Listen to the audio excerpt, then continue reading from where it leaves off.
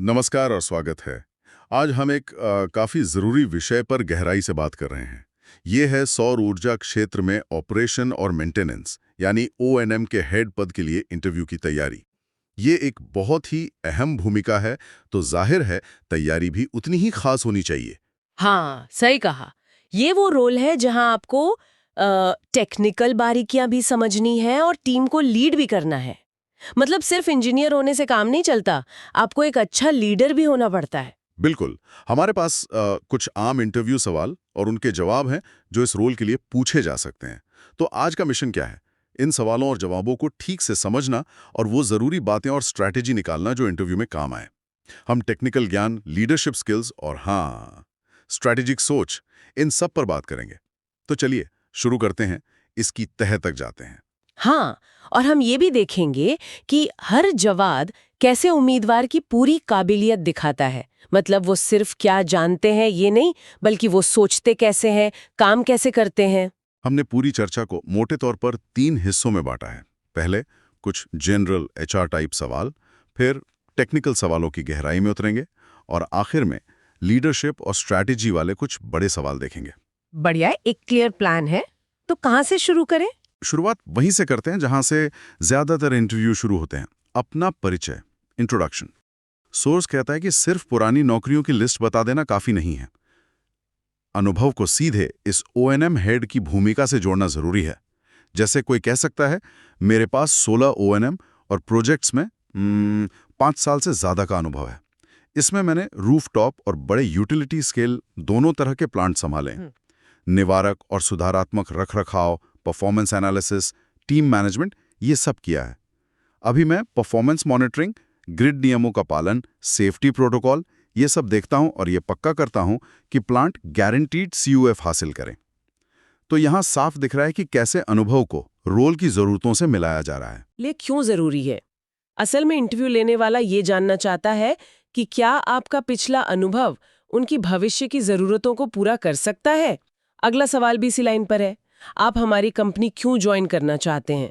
Source यहाँ कहता है कि जवाब कस्टमाइज्ड होना चाहिए, मतलब सोच समझकर कंपनी के हिसाब से।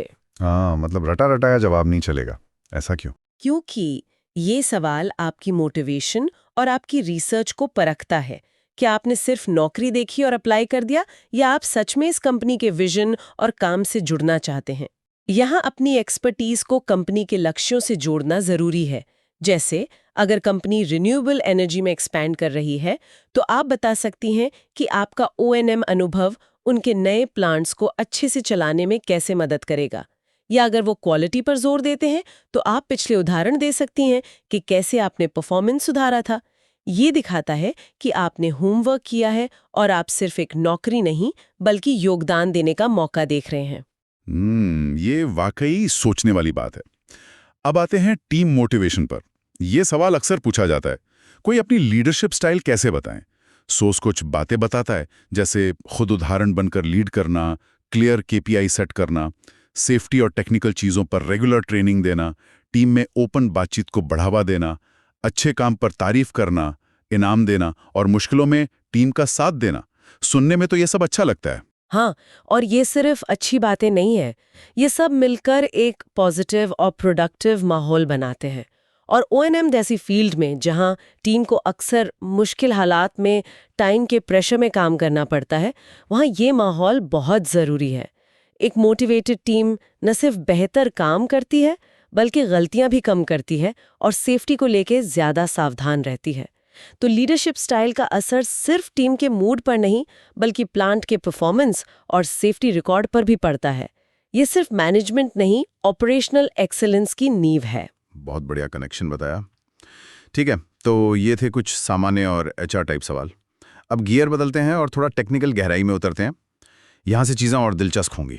चलिए, सबसे पहले बात करते हैं केपीआईज की, मुख्य प्रदर्शन संकेतक। सोर्स में एक लिस्ट है: PR, CUF, plant availability, grid up time, specific yield, kilowatt hour पर kilowatt peak, down time analysis, planned versus unplanned और एमटीटीआर।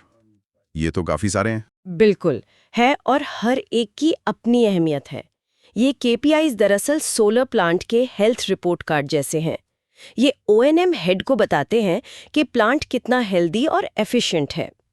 पीआर यानी परफॉर्मेंस रेशियो, ये मापता है कि मौसम की मौजूदा स्थिति, जैसे धूप कितनी है, उसे देखते हुए प्लांट अपनी कैपेसिटी का कितना % बिजली बना रहा है। ये सीधे सीधे प्लांट के डिजाइन और मेंटेनेंस की क्वालिटी दिखाता है। वहीं CUF यानी कैपेसिटी यूटिलाइजेशन फैक्टर ये बताता है कि प्लांट साल भर में अपनी कुल इंस्टॉल्ड कैपेसिटी का कितना इस्तेमाल कर पाया। ये ग्रिड अवेलेबिलिटी जैसे बाहरी फैक्टर्स से भी प्रभावित होता है। एक दिलचस्प बात यह है कि पीआर ज्यादातर मौसम और प्लांट के अंदरूनी फैक्टर्स पर निर्भर है, जबकि CUF बाहरी फैक्टर्स जैसे ग्रिड से भी काफी प्रभावित हो सकता है। एक अच्छा O&M हेड इन दोनों के बीच का फर्क समझकर सही एक्शन लेता है। ये अंतर समझना बहुत जरूरी है। अच्छा, अब एक और जरूरी टेक्निकल सवाल। अगर सोलर प्लांट का परफॉर्मेंस कम हो रहा है तो उसे कैसे संभालेंगे? फोर्स एक सिस्टमैटिक तरीका बताता है। पहला कदम स्कैडा डेटा, मतलब वो सिस्टम जो प्लांट को लगातार ट्रैक करता है, या मॉनिटरिंग डेटा का एनालिसिस करना। फिर रूट कॉज यानी असली वजह पता लगाना। क्या मॉड्यूल गंदे हैं, कहीं छाया पड़ रही है, इन्वर्टर में दिक्कत है, केबल लॉस है, या ग्रिड की प्रॉब्लम है। इसके बाद प्रॉब्लम को क्लासिफाई करना, क्या ये हमारे कंट्रोल में है या नहीं। जैसे सफाई या मरम्मत तो कंट्रोल में है, पर ग्रिड बंद होना नहीं। फिर सुधार के कामों को प्राथमिकता देना, उन्हें O&M रिपोर्ट में लिखना, और अगर प्रॉब्लम बार बार हो रही है तो परमानेंट सॉल्यूशन और प्रिवेंटिव एक्शन लागू करना। ये प्रोसेस सुनने में तो सीधा लगता है, लेकिन यहाँ जो बात गौर करने वाली है वो है डेटा ड्रिवन अप्रोच। ये सिर्फ अंदाजा लगाना नहीं है, बल्कि सबूतों के आधार पर फैसले लेना है। असली चुनौती अक्सर सही वजह पहचानने में होती है, खासकर जब कई चीजें एक साथ हो रही हों। ये सिर्फ प्रॉब्लम ठीक करना नहीं, बल्कि भविष्य में उसे दोहराने से रोकना भी है। एक असरदार O&M हेड डेटा को सिर्फ देखता नहीं, उससे एक्शन लेने लायक इनसाइट्स निकालता है। बिल्कुल। और इसी से जुड़ा है प्रिवेंटिव मेंटेनेंस का प्रोग्राम। स्रोत में इसकी फ्रीक्वेंसी और कामों का काफी डिटेल में जिक्र है। रोजाना स्काडा मॉनिटरिंग, छोटे मोटे फॉल्ट ठीक करना और प्लांट का विजुअल इंस्पेक्शन। हर हफ्ते इन्वर्टर की सफाई और अर्थिंग की जांच। हर महीने string testing, IV curve tracing जो मॉड्यूल की हेल्थ बताता है, और मॉड्यूल क्लीनिंग शेड्यूल। हर तिमाही में transformer oil testing, relay testing और सेफ्टी चेक। और साल में एक बार थर्मोग्राफी जो छुपी हुई गर्म जगह या फॉल्ट बताती है, कैपेसिटी टेस्ट और इक्विपमेंट कैलिब्रेशन। ये तो काफी लंबी लिस्ट है। हाँ, और ये दिखाती है कि O&M सिर्फ चीजें खराब होने पर उन्हें ठीक करना नहीं है। ये एक प्रोएक्टिव प्रोसेस है। लक्ष्य है फेलियर्स को होने से पहले ही रोकना या कम करना। अगर हम इसे बड़े पैमाने पर देखें तो एक मजबूत प्रिवेंटिव मेंटेनेंस प्रोग्राम न सिर्फ प्लांट की लाइफ बढ़ाता है और महंगे अनप्लान्ड डाउन टाइम को कम करता है, बल्कि ये सीधे सीधे प्लांट की प्रॉफिटेबिलिटी को भी बढ़ाता है। ये एक खर्च नहीं, बल्कि एक इन्वेस्टमेंट है जो भविष्य में बड़ी समस्याओं और लागतों से बचाता है। अब एक और बेहद जरूरी पहलू, सेफ्टी। O&M एक्टिविटीज के दौरान सुरक्षा के कौन से उपाय जरूरी हैं? स्रोत कई चीजों पर जोर देता है। लोटो यानी लॉकआउट टैगआउट प्रोसेस का सख्ती से पालन, मतलब काम से पहले एनर्जी सोर्स को सेफली बंद करना और टैग लगाना। जरूरी PPE पहनना, helmet, gloves, safety harness, safety shoes. हर काम से पहले टूल बॉक्स स्टॉक यानी सेफ्टी ब्रीफिंग करना। अर्थिंग और फायर सेफ्टी की रेगुलर जांच। इमरजेंसी तैयारी रखना, जैसे fire extinguishers, first aid kit और इवैक्यूएशन ड्रिल्स करना। और टाइम टाइम पर सेफ्टी ऑडिट और ट्रेनिंग करना। इस पर जितना जोर दिया जाए कम है। सुरक्षा सिर्फ नियमों की लिस्ट नहीं है, ये O&M लीडरशिप की बुनियाद है। इसमें कोई समझौता नहीं हो सकता। एक लीडर की जिम्मेदारी सिर्फ प्लांट चलाना नहीं, बल्कि ये भी पक्का करना है कि उसकी टीम हर दिन सेफ घर लौटे। एक मजबूत सेफ्टी कल्चर विश्वास पैदा करता है और टीम का मोराल बढ़ाता है। ये दिखाता है कि कैंडिडेट न केवल नतीजों के लिए बल्कि लोगों के लिए भी कमिटेड है। ऑप्टिमाइजेशन। सोलर प्लांट के परफॉर्मेंस को ऑप्टिमाइज करने के तरीके क्या हैं? स्रोत कुछ मुख्य बातें बताता है। डेटा बेस्ड मेंटेनेंस लागू करना, प्रिडिक्टिव एनालिसिस का इस्तेमाल करना ताकि प्रॉब्लम का पहले से अंदाजा लग सके, मॉड्यूल की सफाई का सही शेड्यूल बनाना, इन्वर्टर की एफिशिएंसी पर नजर रखना और डाउन टाइम को कम से कम करना, साथ ही root cause analysis, preventive maintenance पर फोकस करना और हाई PR और CUF पाने के लिए जरूरत पड़ने पर मॉनिटरिंग सिस्टम को अपग्रेड करना भी शामिल है। यहाँ दिलचस्प बात ये है कि ये सभी ऑप्टिमाइजेशन टेक्निक्स उन केपीआई से सीधे जुड़ी हुई हैं जिनकी हमने पहले बात की थी। ये एक लगातार सुधार का साइकिल है। आप केपीआईज को मापते हैं, डेटा एनालाइज करते हैं, परफॉर्मेंस ऑप्टिमाइज करने के लिए कदम उठाते हैं और फिर दोबारा मापते हैं कि आपके एक्शन का क्या असर हुआ है। जी, ये दिखाता है कि कैंडिडेट ना केवल रोजमर्रा का काम कर रहा है बल्कि स्ट्रेटेजिकली सोच रहा है कि प्लांट की कैपेसिटी का मैक्सिमम यूज कैसे किया जाए। ये एक एक्टिव, हमेशा चलने वाला प्रोसेस है। ठीक है, टेक्निकल पहलू तो काफी डिटेल में थे और जरूरी भी, लेकिन जैसा हमने शुरू में कहा, ओएनएम हेड का रोल सिर्फ टेक्निकल नहीं है। अब थोड़ा बड़े पिक्चर वाले सवालों की तरफ चलते हैं, लीडरशिप और स्ट्रैटेजी।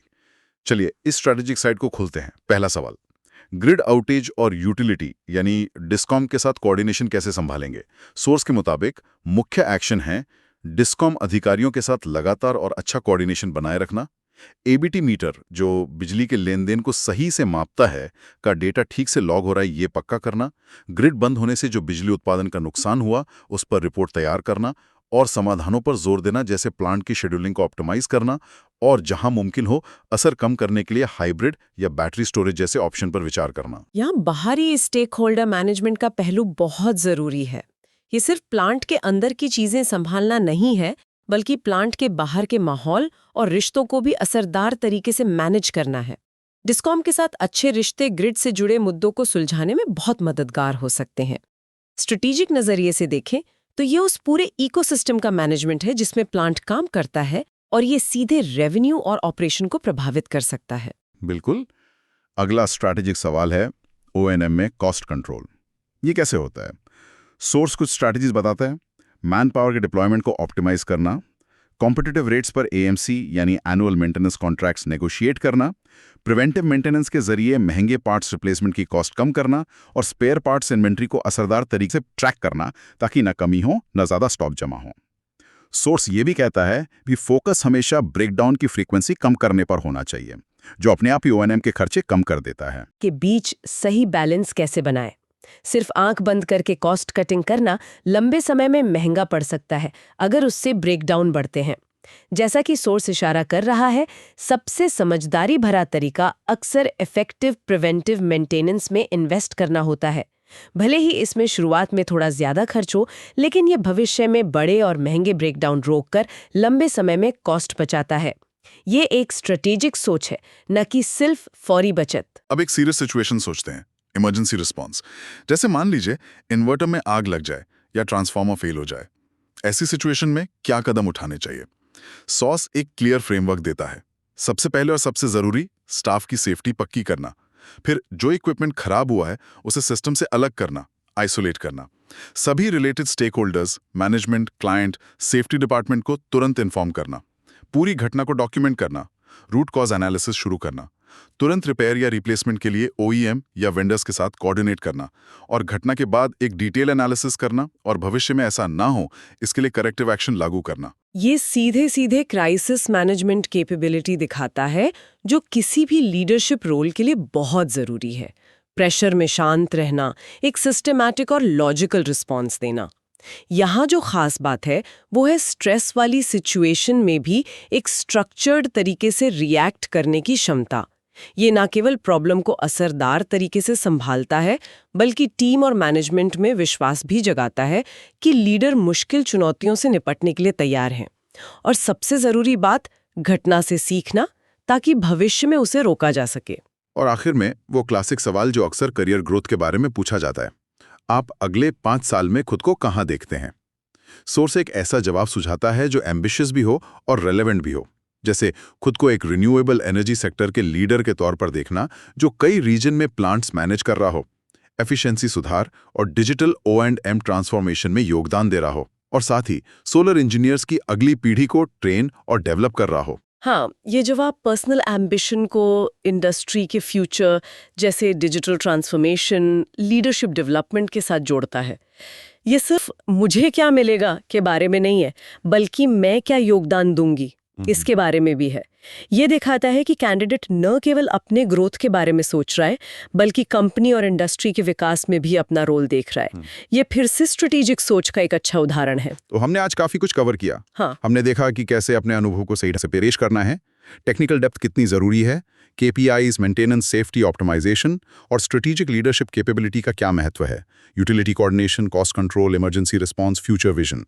तो इन सब का निचोड़ क्या है? ये साफ है कि इस रोल के लिए प्रैक्टिकल नॉलेज और मैनेजरियल स्किल्स का एक मजबूत कॉम्बिनेशन चाहिए। बिल्कुल। और एक बात जो बार बार सामने आना ही वो ये है कि सफल जवाब सिर्फ इस पर फोकस नहीं करते कि क्या किया जाता है, बल्कि ये भी बताते हैं कि वो क्यों जरूरी है। यानी अपने एक्शन को प्लांट के परफॉर्मेंस, सेफ्टी और प्रॉफिटेबिलिटी जैसे बड़े नतीजों से जोड़ना जरूरी है। यहाँ जो वाकई में खास है वो है टेक्निकल बारीकियों की गहरी समझ और स्ट्रैटेजिक दूरदर्शिता का ये कॉम्बिनेशन। यही एक सफल O&M हेड की पहचान है। एकदम सही कहा। और इन स्पेसिफिक सवालों से हटकर श्रोताओं के लिए सोचने के लिए एक आखिरी बात, जरा इस पर गौर कीजिए। आर्टिफिशियल इंटेलिजेंस या एडवांस्ड रोबोटिक्स जैसी नई टेक्नोलॉजी अगले कुछ सालों में सोलर O&M को कैसे बदल सकती हैं? और इससे भी जरूरी बात, एक लीडर के तौर पर कोई अपनी टीम को उन भविष्य के बदलावों और जरूरी नए स्किल्स के लिए आज कैसे तैयार करेगा? ये एक स्ट्रैटेजिक चैलेंज है जिस पर विचार करना वाकई दिलचस्प होगा।